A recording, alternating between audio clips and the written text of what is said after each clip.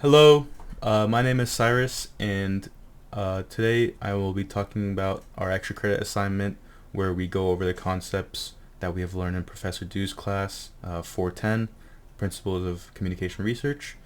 And today I wanted to go over and provide an example for cluster sampling.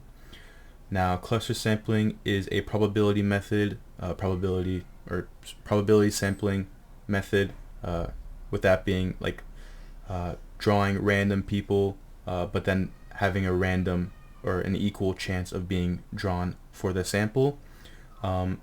Cluster sampling uses a different kind of aspect compared to like simple random sampling and stratified randomly sampling in order to get this done. And a great example that I wanted to provide that would help people understand the concept is a very famous and popular book series and movie franchise called The Hunger Games. Now, to give you a brief overview of the games, the Hunger Games are held every year by the capital or the rich people. They involve a lot of violence and are usually they usually consist of one person winning the games and reaping the rewards, whether it's a new house or some money, whatever it may be. This right here is supposed to be Effie, who represents District 12. She doesn't represent District 12, but she's like she steps up to the podium to draw people from the ballot boxes to participate in the games. So there are other examples that you can, if you really think about it, that can be similar to what the Hunger Games is, like simple random sampling and volunteer sampling. But cluster sampling is the most accurate for a number of reasons, because it groups people based off of their age, based off of their gender and location. So there are 12 districts in the Hunger Games.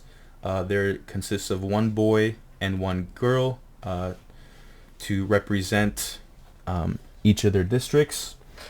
So the whole sample would be all of the districts that are participating, and the sampling frame would be each district. And within that sampling frame is when you would randomly draw people from that sampling frame to represent or to participate in the games. So each district has a unique set of skills.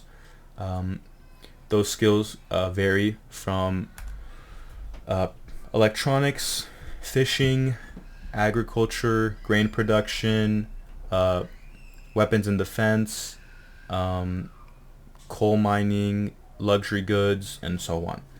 So there's one boy and one girl selected from each district to represent their district and participate in the Hunger Games, and those districts have unique set of skills. And each district is analyzed before, during, and after the games. Their skills are analyzed from the higher ups to determine what they're good at and what they might not be good at, and to see who wins the games. Now I talked about volunteer sampling and how that can be considered. However, it is an outlier, as there have been 75 games and not everybody volunteers to die. Like, for example, Katniss participates in the games instead of her sister, and there was another character who participated and volunteered to participate in the games. However, cluster sampling is the most accurate